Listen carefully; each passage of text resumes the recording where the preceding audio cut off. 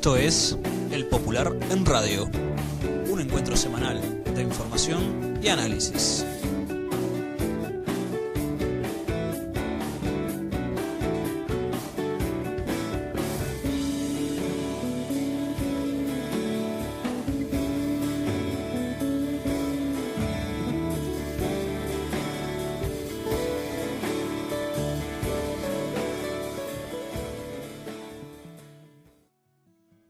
Buenos días a todas y todos. Esta es una nueva edición del Popular en Radio, un espacio de comunicación con los comunistas, los frente amplistas, los militantes sindicales y sociales y con todos los hombres y mujeres interesados en la política y en profundizar el proceso de cambios en nuestro país.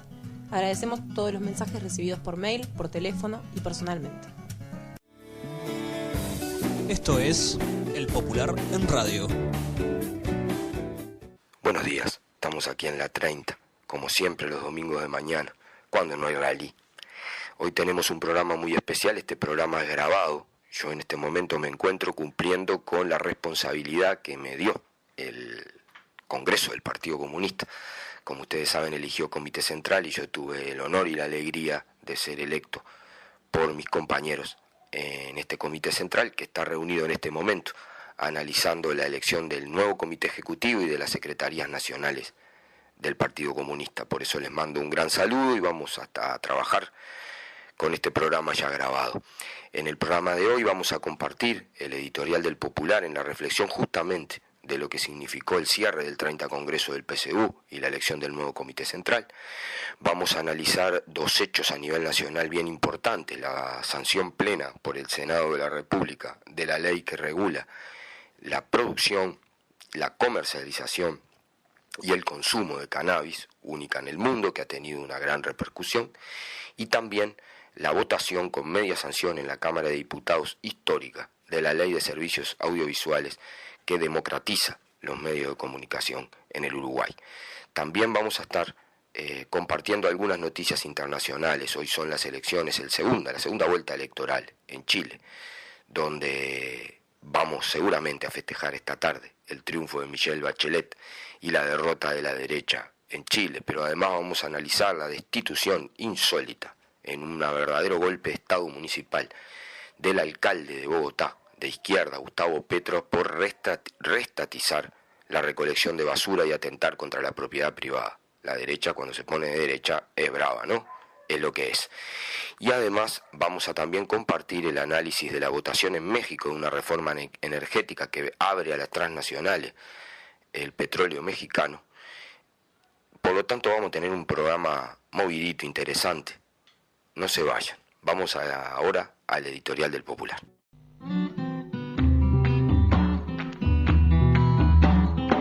Editorial, la opinión del Popular.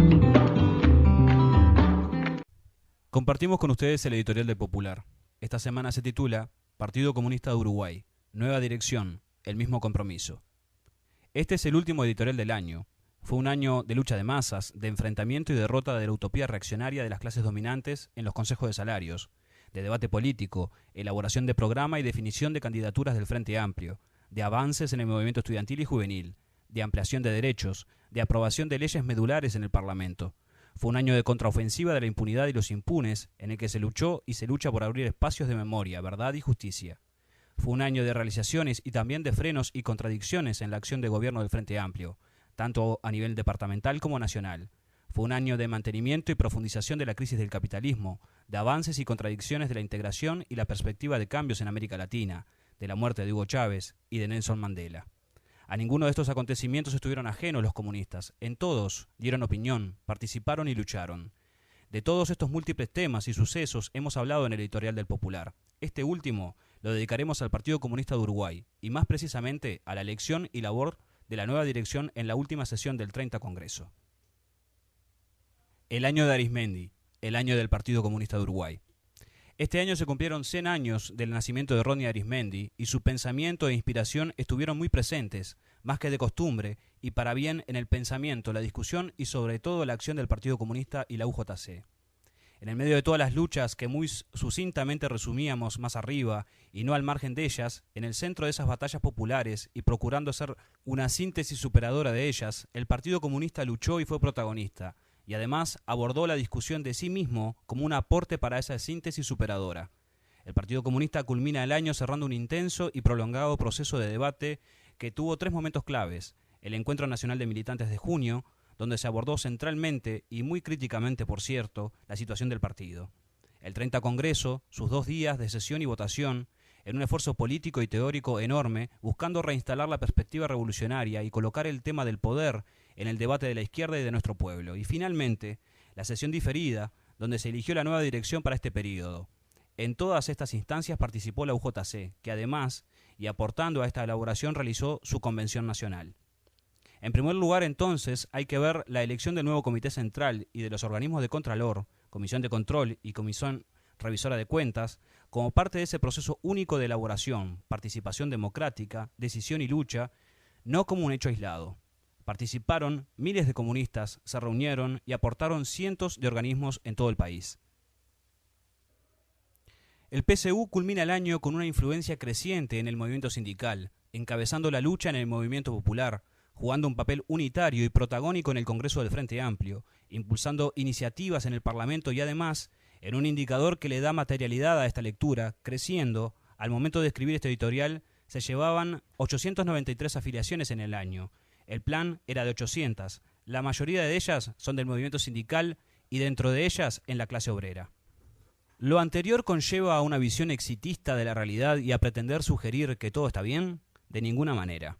En primer lugar, eso no sería revolucionario. Si algo se ha intentado es recuperar en su plenitud la noción de proceso, la visión dialéctica de la realidad, en todas sus contradicciones.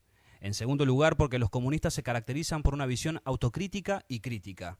Hace falta crecer más, en número y en militantes, en funcionamiento orgánico, en inserción de masas, en elaboración teórica, en acción política en toda la sociedad con y hacia el Frente Amplio, en formación política e ideológica, en medios financieros y propagandísticos.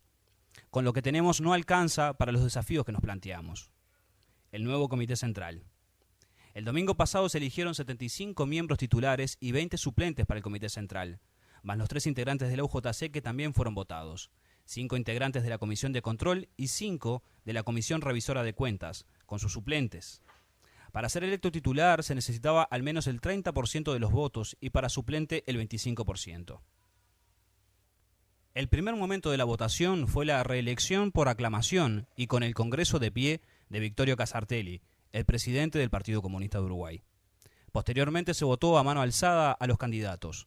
Todos los compañeros electos para el Comité Central superaron largamente el mínimo de votos requeridos. El electo, en el lugar 75, tuvo un 42,3% de respaldo y el más votado, el 89%. De los 75 titulares electos, 46 repiten, 23 son nuevos, 3 que antes eran suplentes pasan a ser titulares y 3 que hasta ahora eran invitados al Comité Central fueron electos titulares. El 100% de los compañeros y compañeras del anterior Comité Ejecutivo que se presentaron como candidatos fueron reelectos. De los 95 compañeros electos como titulares y suplentes, 91 habían sido propuestos como candidatos por el Comité Central saliente. El interior amplió levemente su representación. Hay compañeros de 14 departamentos, uno más que en el Comité Central anterior. Creció el peso de los compañeros procedentes del movimiento sindical, en número y porcentaje. En el Comité Central anterior eran el 24%, ahora son el 31%. También de quienes tienen responsabilidades de gobierno. En el Comité Central anterior eran el 8%, ahora son el 12%. En cuanto a los compañeros con tareas en los diferentes niveles de la estructura del Frente Amplio, el porcentaje se mantuvo estable, 8%. También hubo un leve aumento tendiendo a la estabilidad de compañeros y compañeras que tienen como tarea principal el Partido Comunista. Arismendi y la construcción de la dirección. En un partido revolucionario, la construcción de la dirección es un tema central y requiere elaboración y trabajo específico. Tiene un momento de debate y expresión democrática y luego un proceso de construcción político e ideológico. Rodney Arismendi trabajó práctica y teóricamente sobre la construcción del partido y también de su dirección. En el momento en que se instala el nuevo Comité Central y se debe elegir el Comité Ejecutivo y las secretarías, es bueno recordar algunas de las definiciones. En una de sus obras centrales, Lenin, la Revolución y América Latina, le dedica un capítulo específico. El título del capítulo donde profundiza sobre la concepción del partido es en sí mismo una definición. Solo la cebada crece a lo Hegel, también el partido. Allí Arismendi indica que la relación dialéctica de teoría, táctica y organización configura totalmente lo que llamamos teoría leninista del partido. Arismendi sintetiza la construcción de la dirección partidaria, o mejor dicho, su proceso, de la siguiente manera. Una dirección firme reclama la conformación de un núcleo de dirección educado en los principios y con autoridad partidaria y popular, pero abierto a la vez a la renovación permanente, que no es la sustitución o la negación iconoclasta, sino una síntesis integradora. Ni una dirección inestable y accidental, ni una dirección cristalizada, casi como un estamento partidario, y ajena a la dialéctica renovadora de la vida. Y agrega 3 elementos importantes, valederos para la construcción permanente del partido, y en particular de su dirección.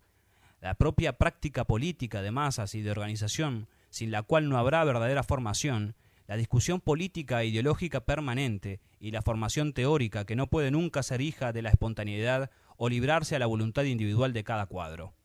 ¿Esto configura un recetario infalible?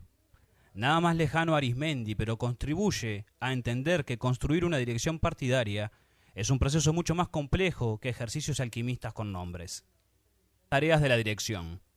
En la resolución general del 30 Congreso, aprobada por unanimidad, se resumen muy bien las tareas políticas de la etapa, el centro de la lucha del PSU y, por supuesto, en primer lugar, de su dirección.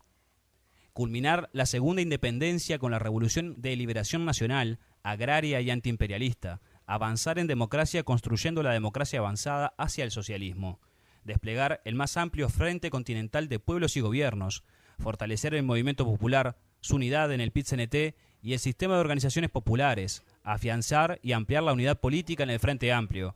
Son las tareas que nos proponemos. Para esa perspectiva estratégica queremos ganar un tercer gobierno nacional del Frente Amplio. Para todo eso comprometemos nuestra militancia y la construcción de un más grande y fuerte Partido Comunista de Uruguay. Organizar y encabezar la lucha en toda la sociedad para transformar la realidad, enfrentar a la derecha, confirmar la candidatura presidencial de Tabaré Vázquez y la movilización frente amplista en junio, contribuir con todo su esfuerzo para lograr la victoria del Frente Amplio, con mayoría parlamentaria, en ese momento de síntesis de la lucha de clases que son las elecciones nacionales. Eso tendrá entre manos esta dirección y con ella todo el Partido Comunista de Uruguay y la UJC y cada uno de los comunistas.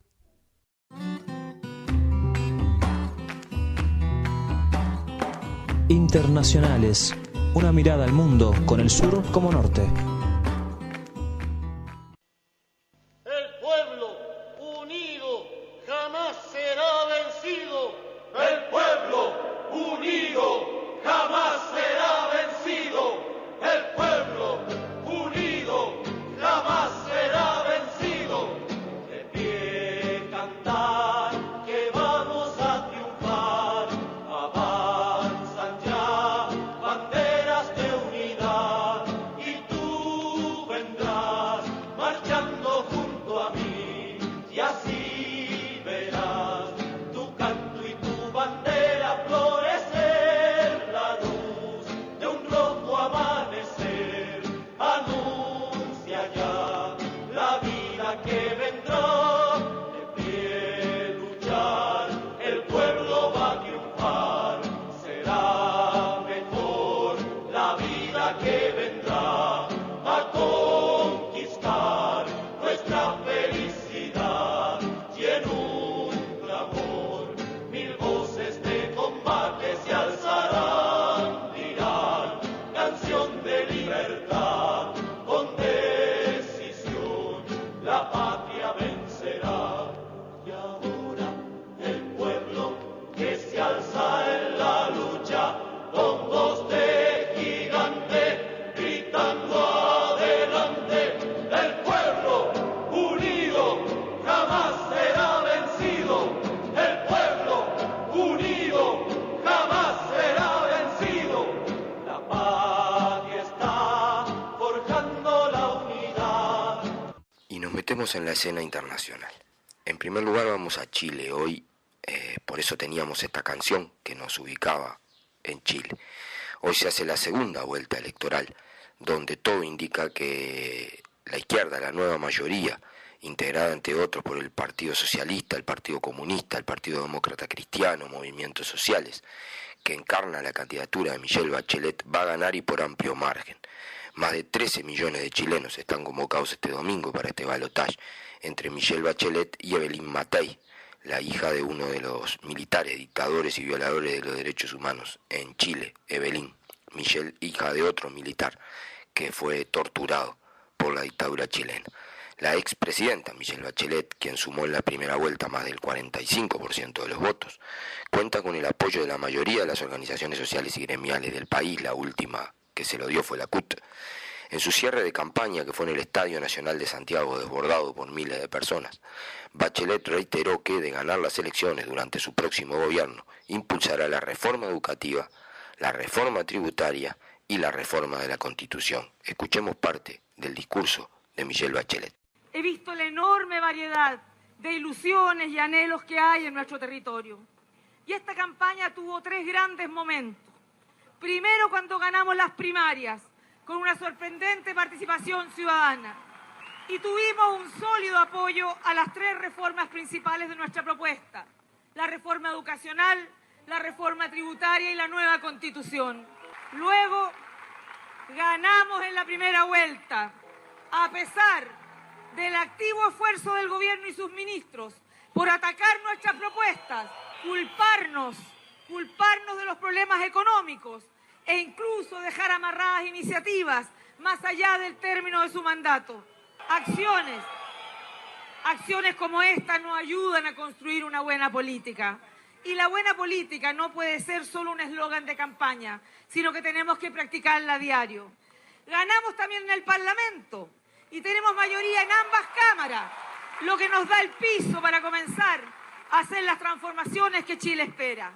Y tendremos el 2014 un Parlamento para el cambio, con gente con mucha experiencia, pero también con figuras nuevas. Y ahora, en esta segunda vuelta, hemos sumado diario más y más apoyo. Contamos con el apoyo inmediato de un líder internacional como Lula da Silva. Sumamos el apoyo de Alfredo Zweig, de Bárbara Figueroa y la directiva de la Central Unitaria de Trabajadores, del Movimiento Revolución Democrática y de representantes de casi todas las otras candidaturas que compitieron en primera vuelta. Tenemos el apoyo del mundo de la cultura, de creadores, dirigentes sociales, dirigentes gremiales. Y a todos ellos les digo que este proyecto nos pertenece a todos y que el éxito también dependerá del trabajo unido, leal y participativo que seamos capaces de llevar adelante. Esto es El Popular en Radio. Nos vamos ahora a Colombia. En Colombia se dio un golpe de Estado municipal en Bogotá. Fue destituido el alcalde Gustavo Petro, de izquierda, de Bogotá, por tomar nada más y nada menos que la medida de reestatizar la recolección de residuos. Fue acusado de atentar contra la propiedad privada, nada más y nada menos, ¿no? La derecha es tremenda. Más de 60.000 personas se reunieron este viernes en la Plaza Bolívar, la plaza central de Bogotá, para manifestar su apoyo al alcalde Petro. Fue destituido, como decíamos, luego de reestatizar la recolección de basura de la capital colombiana. El fallo de la Procuraduría General aseguró que Petro atentó contra la propiedad privada. Este fiscal uribista, él, de lo más rancio de la aristocracia y de la oligarquía colombiana, fue también el que destituyó y sancionó en su momento a la senadora también de izquierda, Piedad Córdoba, figura central de la búsqueda de la paz en Colombia, acusándola de ser cómplice de la guerrilla, todo un personaje este fiscal. Escuchemos parte del discurso del alcalde Gustavo Petro durante la concentración. El mensaje que lanza es el mismo de siempre, que los gobiernos no tienen que atender de manera prioritaria al que más nos necesita, que los gobiernos no tienen que atender el interés general, ni más ni menos.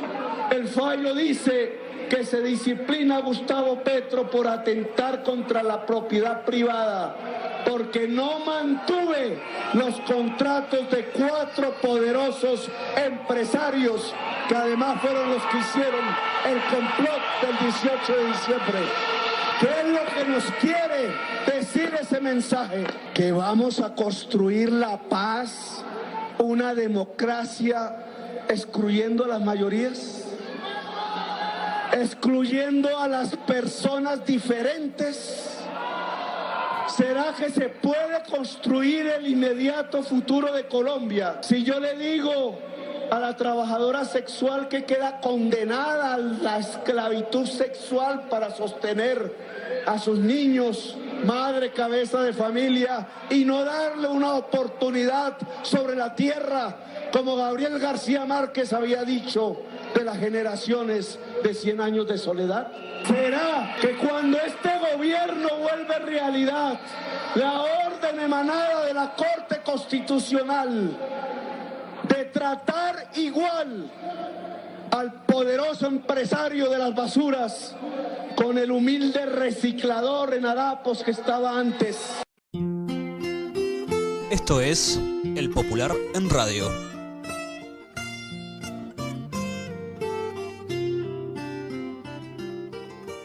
Para finalizar nuestro recorrido por el mundo, nos vamos a México.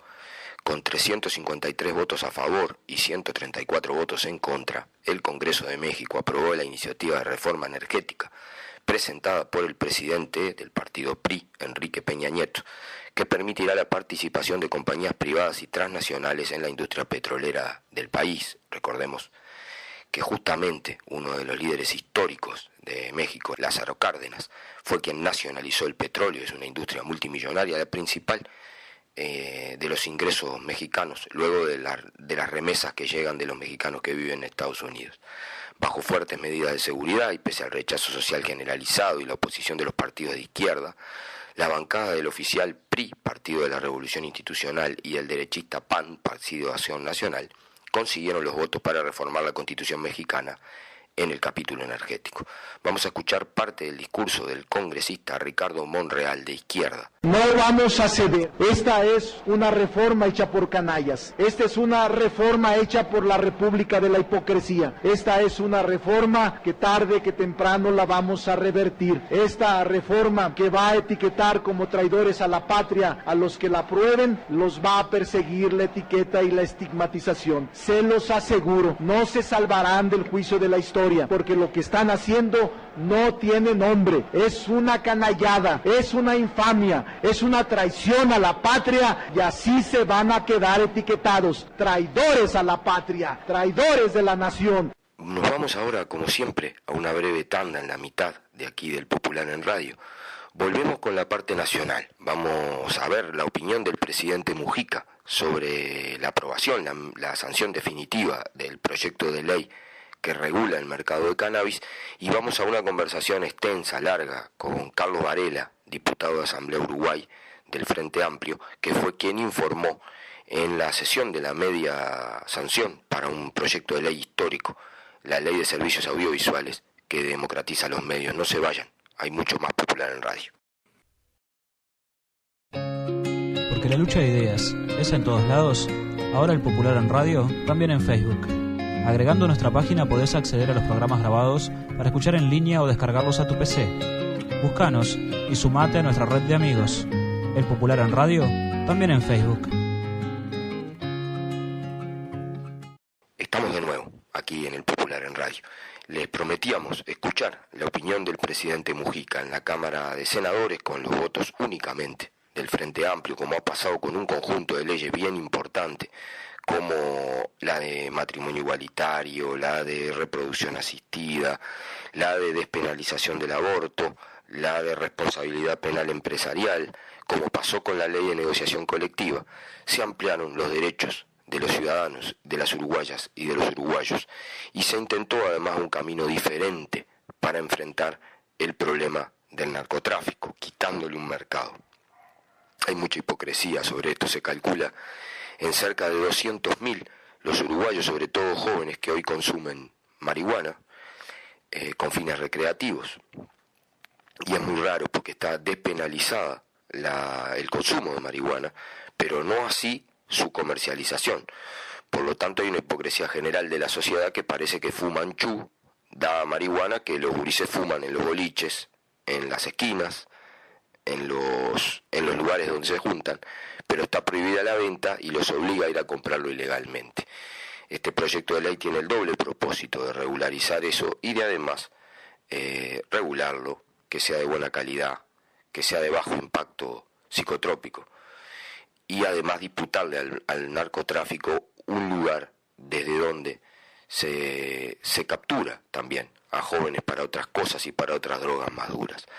Vamos a escuchar lo que el presidente Mujica a la salida del PTI dijo sobre la marihuana, y también aprovecharon, como siempre, y le preguntaron sobre otras cosas, entre otros de la minería. Escuchémoslo. Es un largo camino, va a dar trabajo, hay que desarrollar algunas cosas donde no hay experiencia y por lo tanto hay que crear, hay que inventar mecanismos y eso, y no es sencillo, pero hay que marchar. El Uruguay fue históricamente un país muy progresista, muy audaz. En la época de los inmigrantes, éramos medio millón de habitantes, eso es espectacular. Acá cuando se concedió el divorcio a la mujer, por su sola voluntad, hubo señores importantes que afirmaban que era la disolución de la familia, que las costumbres, siempre ha habido esa actitud. Pero Uruguay siempre marcó una línea en eso. Presidente, ¿le llena de satisfacción el respaldo que ha hecho el secretario de la OEA, José Miguel Insulza, a esta sanción legislativa de la marihuana? Ni siquiera estaba enterado. Pero es curioso, el presidente Fox, varios que fueron presidentes, apoyan. Lástima que cuando eran presidentes no se animaron a tirarse al agua. ¿Por qué cree que ahora sí se animan? Porque sufrieron enormes dificultades por producto del narcotráfico. Muy conservador el uruguayo, ¿no, Mujica? Está bien que la gente tenga ciertas prevenciones. Está bien, porque obliga a repensar las cosas y a trabajar con seriedad. Lo que está mal es que nos calentemos y hagamos de esto una cuestión electoral. Esto no puede ser una cuestión electoral. Esto es una cuestión de salud, sobre todo de nuestra gente joven. Hay quienes que dicen respecto a la minería que el gobierno está muy cerca de Aratirí, y esto también son algunas de las críticas que se hace respecto a la mega minería en Uruguay. ¿Cerca para sacarle plata? Son más de 1.000 millones de canon que tiene que pagar por año. Pero ¿cómo no va a estar cerca? Cerca para cobrarle, naturalmente. Preocuparse de invertir y asegurarse que haya garantía. El primer capítulo es la garantía para cuando termine la minería, cómo se arregla el territorio. Esto es El Popular en Radio. Ahora vamos a la segunda ley de la que hablábamos, la ley de servicios audiovisuales, que ha generado una gran polémica. Hablamos a fondo sobre esto con uno de los legisladores que encabezó la batalla en el Parlamento. Después de una jornada maratónica de muchísimas horas en el Parlamento, pero sobre todo además de muchos meses de trabajo, que en algunos casos han sido compartidos en esta batalla, vamos a hablar con Carlos Varela, diputado a Asamblea Uruguay del Frente Amplio, queridísimo compañero y amigo de esta casa y mío personal, para ver, porque se aprobó un paso histórico ayer en el Parlamento uruguayo, que es la aprobación por primera vez en la historia en el Uruguay de una ley de servicios audiovisuales que transparenta todos los procesos de adjudicación de medios, que además da garantías para los prestadores de servicios, para los usuarios de los medios, y que en definitiva cumple con una deuda histórica que tenía Uruguay y la izquierda, que era la democratización de los medios de comunicación. Así que bienvenido una vez más a este diálogo, Carlito, y una alegría conversar contigo y felicitaciones por el trabajo.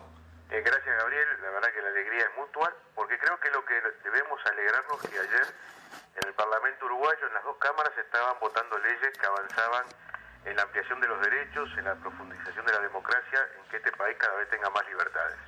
Y no es casualidad, es parte de un proceso que comenzó cuando el Frente Amplio asumió el gobierno en el 2005 y que va a continuar en el futuro, porque estoy convencido que vamos a seguir en el gobierno luego del 2014.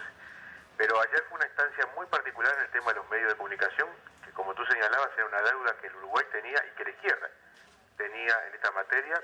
Era parte de nuestro programa, había que cumplirlo, porque era parte de este proceso democratizador que yo te señalaba, y fue la culminación, la mitad del camino de un largo proceso que culminó hace 6 meses, un trabajo muy muy intenso en la comisión, que inclusive llevó a la paradoja que nos terminara complicando ese trabajo tan intenso con algún límite constitucional que luego voy a explicar cómo afectó el proyecto original, pero que termina siendo desde mi punto de vista un paso adelante extraordinario en materia de democratizar los medios de comunicación, tanto en la posibilidad del acceso a los mismos desde el punto de vista de la titularidad de los medios de comunicación, como de avanzar en derechos que hasta el día de hoy eran absolutamente inéditos en la legislación nacional.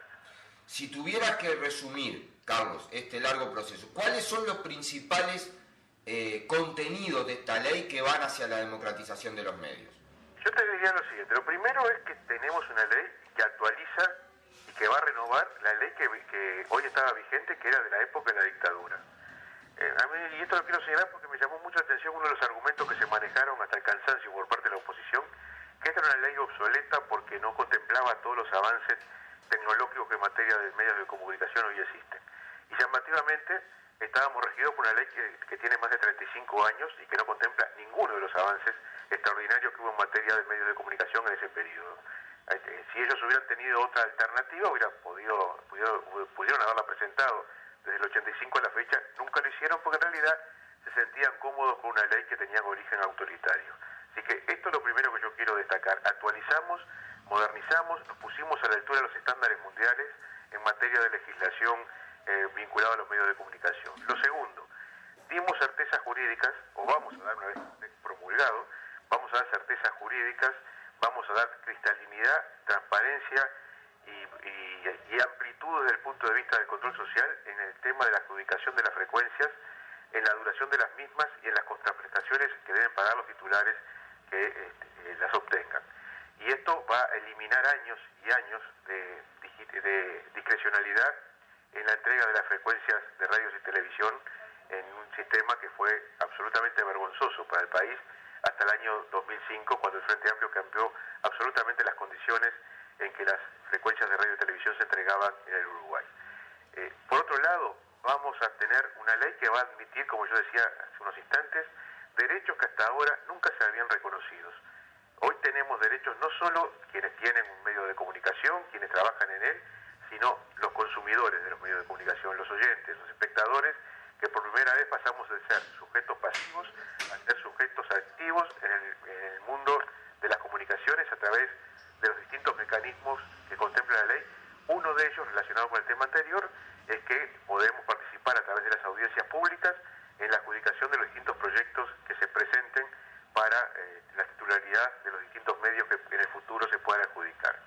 El otro tema que no deja de ser para mí trascendente es el que tiene que ver con la protección de los derechos de niños, niñas y adolescentes. Realmente me parece muy importante que el Uruguay también avance en ese sentido, poniéndose a la altura de los principales países del mundo, cuidando a nuestros jóvenes y a nuestros niños de los mensajes que reciben tanto en la programación como en la publicidad, a los efectos de cuidar esa etapa de la vida tan extraordinaria que tiene la importancia de la formación de los valores en los seres humanos que luego van a ser los ciudadanos y ciudadanas responsables de esta sociedad. Hay otro aspecto que también destaco que quedó a medio camino, pero que se va a corregir por razones constitucionales, que es la creación del Servicio Público de Radio y Televisión Nacional. Este servicio que va a ser descentralizado y que va a conformar un multimedio entre TNU y la radio del Sodre, nos parece que es de una importancia estratégica extraordinaria para defender la soberanía cultural, que es fundamental para un país de las características de Uruguay, tomando en cuenta aparte su ubicación geográfica, rodeado de dos poderosísimos países productores de producción audiovisual. La defensa de la cultura nacional también se trasluce en otro elemento que fue muy criticado por la derecha, que es la cuota pantalla, la obligación de los canales y de las radios de tener cuotas de producción nacional, que a su vez se establece qué características deben tener, que va a fomentar la industria audiovisual uruguaya, que ha tenido en los últimos años, fundamentalmente desde que el Frente del Gobierno, un impulso fantástico, sobre todo en el tema del cine, y que seguramente a partir de los aportes económicos que la ley prevé para esta industria, a partir de los cánones que se van a cobrar por las frecuencias, más las cuotas pantalla que van a dar exhibición y posibilidad de trabajo a los artistas, productores, directores, músicos uruguayos, va a dar un impulso fantástico a esta franja de actividad artística y comercial que es estratégica también para un país como el nuestro. Y podríamos seguir. Hay un tema que es apenas un artículo, que para mí es de extraordinaria importancia y que obviamente la derecha no votó, que es la cláusula de conciencia de los periodistas. Tú que lo sos, Gabriel, y que seguramente alguna vez lo viste o lo sufriste en carne propia, a partir de la aprobación de esta ley está prohibido que se utilice la figura, la voz, el trabajo de un periodista, su imagen, para desvirtuar sus notas o para obligarlo a decir o a exhibir aquello que va contra su voluntad, contra su ética, contra sus convicciones. Eso, por primera vez la ley establece el marco legal para impedir lo que ha sido una práctica habitual en nuestro país, utilizando las presiones sobre el trabajo de los y las periodistas en el Uruguay. Y luego hay un capítulo que yo quiero destacar, que es el que desmiente lo que han sido las acusaciones falsas que desde la derecha se han volcado sobre esta ley, que es el capítulo de las garantías. Están expresamente establecidas las garantías de la libertad de expresión, de la libertad editorial, la prohibición de la censura previa, cualquier elemento que pueda limitar la libertad de quien desde un medio trabaja o tiene la titularidad del medio pueda expresar sus expresiones, sus opiniones.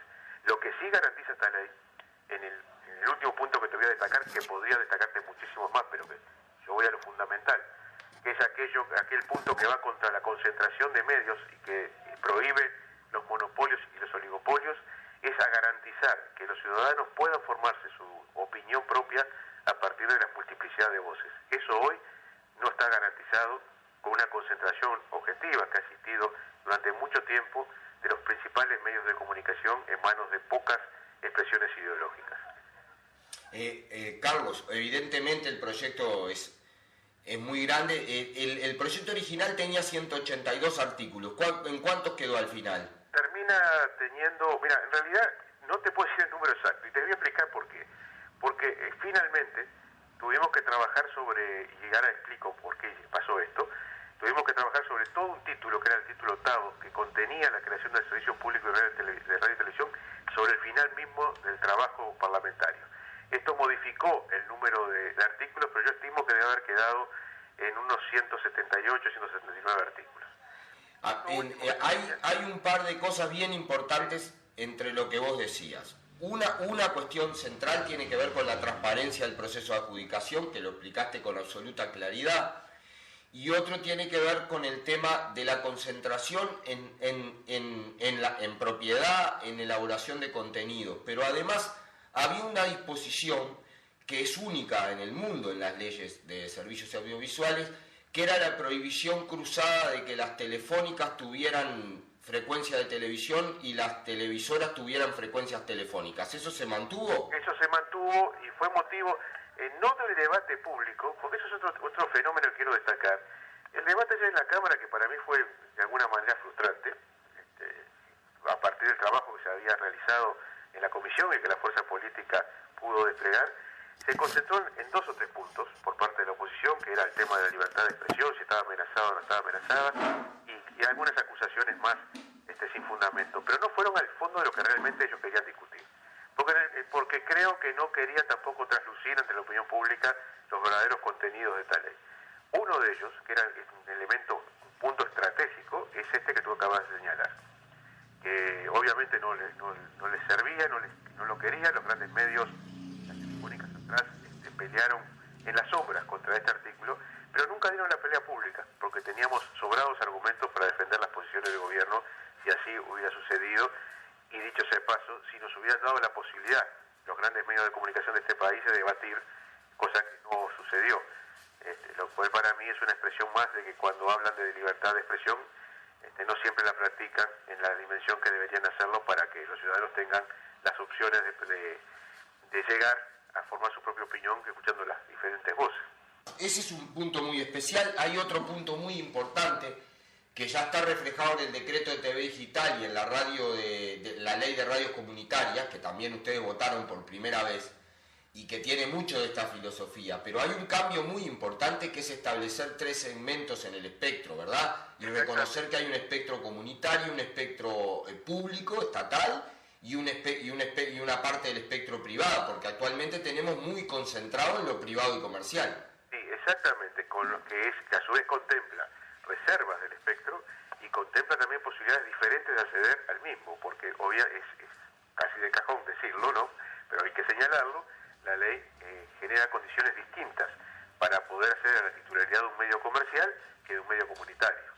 Y fortalece el sistema público, que no es el sistema del gobierno, quiero aclarar, no es el sistema oficial, sino que es el sistema público, o sea que está al servicio de la sociedad toda y tendrá como tarea, entre otras cosas, ofrecer una programación dada fundamentalmente en aspectos que no son los comerciales, sino los que apuntan a los temas culturales de divulgación, de información, generando una opción al ciudadano que hoy no tiene con la capacidad y la dimensión que lo va a tener en el futuro. Carlos, de última, porque vamos a seguir conversando sobre este proceso tan interesante de debate, donde una vez más en un tema central, como la democratización de los medios y por lo tanto el ejercicio pleno de la ciudadanía, nada menos, queda muy clara la diferencia entre izquierda y derecha, ¿no? Queda clarísimo. No hay manera, además, por ejemplo, con la marihuana ya anunciaron que si son gobierno la van a derogar y con esto pasa algo parecido, ¿no? Sí, de hecho cuando comenzó el tratamiento de este tema, en realidad antes de comenzar, cuando todavía no habíamos conocido el proyecto, ya hubo líderes importantes de los partidos tradicionales, uno de ellos fue Larrañaga, que anunció que si era gobierno derogaba la ley de medios. Sí, sin saber ni siquiera cuál era el contenido. Claro, lo llamativo es que no conocíamos la ley todavía, y él ya anunciaba la derogación. Pero como tú decías, ayer se enfrentaron una vez más dos proyectos ideológicos muy diferentes.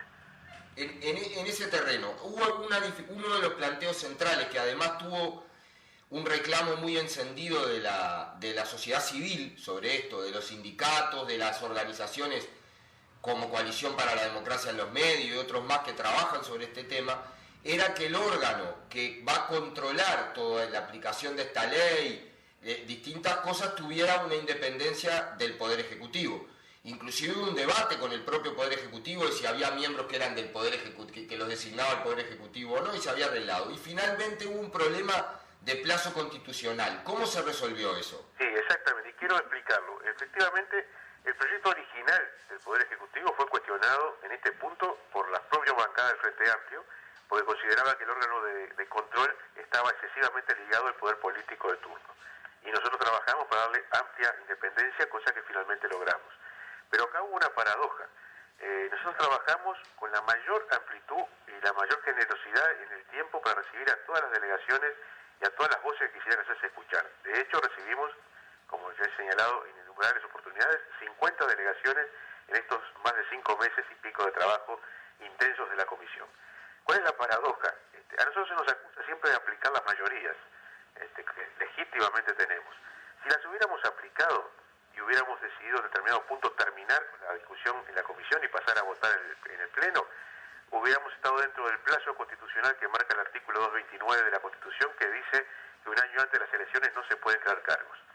Y no hubiéramos tenido el problema que finalmente tuvimos por permitir, y que me parece que fue perfecto lo que hicimos, que el trabajo continuara hasta que todos hubieran expresado su voz, y ya estuviéramos dentro del plazo de la limitación, lo cual nos impedía crear el órgano regulador con las características y las condiciones que nosotros queríamos crearlo. Ante esa limitación teníamos dos caminos. Uno era esperar hasta el año 2015 para instalarlo con todas las condiciones constitucionales, lo cual nos perdíamos un año de aplicación de la ley, y lo otro, valorando que la ley tiene muchísimos puntos sumamente positivos, apuntar a que coyunturalmente un órgano ya creado, que no caía bajo la limitación constitucional, asumiera temporalmente esas funciones. Por eso decidimos que la URSEC asumiera las atribuciones que iba a tener el órgano regulador que habíamos imaginado y previsto. No nos conforma esta solución, te lo quiero decir claramente, Gabriel, no es la solución que queremos aplicar definitivamente. Por eso ayer en el informe que di como miembro informante de la bancada, expresé la voluntad política del Frente Amplio de que apenas las condiciones constitucionales lo permitan, enviemos un proyecto de ley instalando en plenitud la ley tal como la habíamos previsto en un principio, con total independencia, absoluta independencia de quien va a regular la misma con relación al gobierno de turno. Bueno, te agradecemos mucho de nuevo este tiempo después de esta jornada tan agotadora, que además siguen porque hay muchos proyectos de ley que se están votando, por suerte. Y bueno, y te felicitamos de nuevo por el trabajo. Sabemos casi que yo vengo de este proyecto de ley desde que se empezó a discutir en el Poder Ejecutivo, y compartimos, creo que la primera reunión de bancada para discutirlo con el ministro Kleiman y Ortuño, de bancada completa allá abajo, todos juntos para verlo, y realmente creo que ha sido un proceso enorme y un paso adelante impresionante, por más que obviamente desde los medios de comunicación que se arrogan el derecho de fiscalizar a todo el mundo, pero que no quieren que nadie lo fiscalice a ellos, ¿no? Que es tradicional eso, lo oculten. Así que un abrazo muy grande, felicitaciones por el trabajo y bueno, vamos a seguir trabajando para mejorar esto y para dar los puntillazos que falten en el próximo periodo. Muchas gracias, Gabriel. Las felicitaciones se las voy a trasladar a todos los compañeros y compañeras de la bancada, porque fue un trabajo colectivo que ayer se expresó claramente y es un orgullo como Frente Amplista decirlo. Acá no hubo fisuras, no hubo nadie que aflojara, nadie que echara para atrás. Acá todos los 50 estuvimos unidos para votar este proyecto, más allá de las presiones que seguramente todos recibimos de los grandes medios para que algunas cosas no se votaran. El Frente Amplio en esto fue inquebrantable y ojalá esta ley culmine todo el proceso con el perfeccionamiento que sin ninguna duda se le va a dar en el Senado con algunas nuevas ideas que desde el Poder Ejecutivo se han lanzado en los últimos días. Pero te digo una cosa, acá no termina esto ni mucho menos. El tema de los medios de comunicación, yo ya lo dije en el informe, con ley o sin ley hay una cantidad de problemas que siguen pendientes, que no las va a resolver toda la ley y que nos obliga a seguir trabajando profundamente en esto que es clave para la democracia. Un abrazo grande, Carlos. Un abrazo enorme para vos. Esto es El Popular en Radio. Llegamos al final de este programa del Popular en Radio. Ha habido muchos temas que no abordamos, obviamente, como los abordamos sí en el Popular, en la versión impresa, donde publicamos entera la nómina del Comité Central del Partido Comunista, donde dimos un informe sobre la maravillosa inauguración de la Plaza Casaballe, una maravilla, donde estuvieron Mujica, Ana Olivera, la intendenta y la alcaldesa, la Plaza Liber Seregni, pero en Casaballe. Y también informamos de una cosa que queremos compartir con ustedes, invitarlos a todos a ir. Este martes 17 de diciembre, el martes, a las 5 de la tarde, se coloca una nueva marca de la memoria en Montevideo. Ustedes saben, hemos hablado de eso, hay un proyecto que coloca 30 marcas de la memoria, distinguiendo lugares donde ocurrieron hechos y se protagonizaron cosas centrales en la resistencia a la dictadura. Es un proyecto que involucra a una asociación de compañeras y de compañeros que se han comprometido con esto. Entre otros era el querido Llano Rodríguez, que era uno de los historiadores, Universindo Rodríguez, que estuvo con esto de las marcas de la memoria. Hoy tiene como una de las figuras más visibles a nuestra querida compañera Antonia Yáñez. En esto también se metió la Intendencia de Montevideo y la Junta Departamental de Montevideo con muchísimas ganas. Montevideo va a tener 30 marcas de la memoria, ya se han colocado entre otras en la Federación del Vidrio, donde se largó la huelga general, en el Obelisco, donde se hizo el Río de la Libertad, en el Cine Cordón, donde se hizo un recordado acto del Partido Nacional reprimido por la dictadura, contra la dictadura, en AEBU, donde se recordó el regreso de los niños hijos de exiliados durante la dictadura. Este martes se coloca una marca muy importante para nosotros, 18 de julio y Río Branco, en homenaje al Popular y en reconocimiento del papel que este diario y sus trabajadores jugaron en el enfrentamiento al golpe de Estado y en particular durante la huelga general. Es una cita de honor para nosotros, los invitamos a todos, es este martes a las 5 de la tarde en 18 de julio y Río Branco. Los esperamos, que tengan un muy buen domingo y nos encontramos de vuelta el domingo que viene, aquí por CX30. No tengo más enemigos que los que se oponen a la pública felicidad. José Gervasio Artigas.